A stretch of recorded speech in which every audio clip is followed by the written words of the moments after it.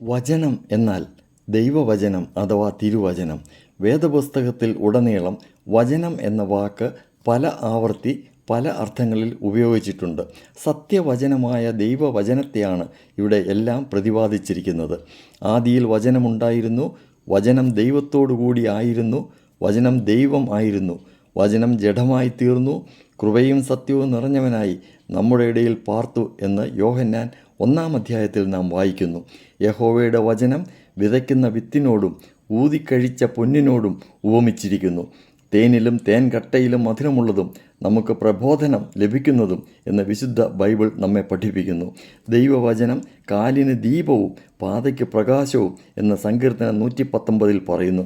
സത്യത്തിൻ്റെ വചനം എൻ്റെ വായിൽ നിന്നും നീക്കിക്കളയരുതേ എന്നും സത്യത്തിൻ്റെ വചനം വിട്ടു നടപ്പാൻ ഇട വരരുതേ എന്നും നമുക്ക് പ്രാർത്ഥിക്കാം. തിരുവചനത്താൽ നമുക്ക് ലഭിക്കുന്ന നന്മകളെപ്പറ്റി ഇപ്രകാരം കീർത്തിച്ച് പാടാം: നിൻ തിരുവചനം നമ്മിൽ കൃപയേകിടും എന്ന്.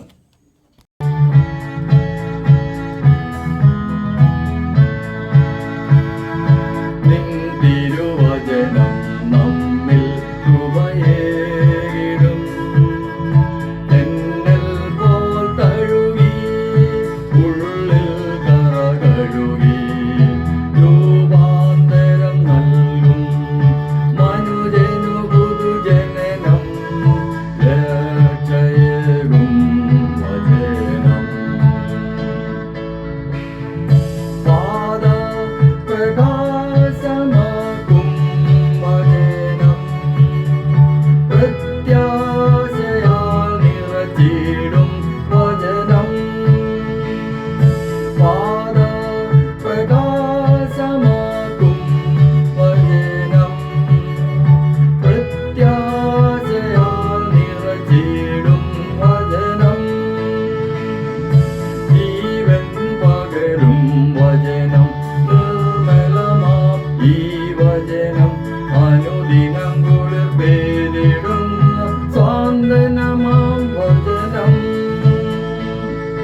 നിൻ തിരുവചനം നമ്മിൽ കൃപയേകിടും, തെന്നൽ പോൽ തഴുകി ഉള്ളിൽ കറകഴുകി രൂപാന്തരം നൽകും മനുജനു പുതുജനനം രക്ഷയേകും വചനം.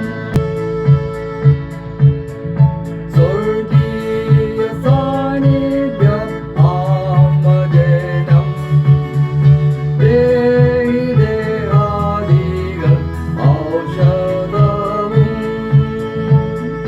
പാപം പോക്കും വചനം, സൗഖ്യം നൽകും വചനം, അനുദിനം മനസ്സിൽ വളർന്ന ഫലം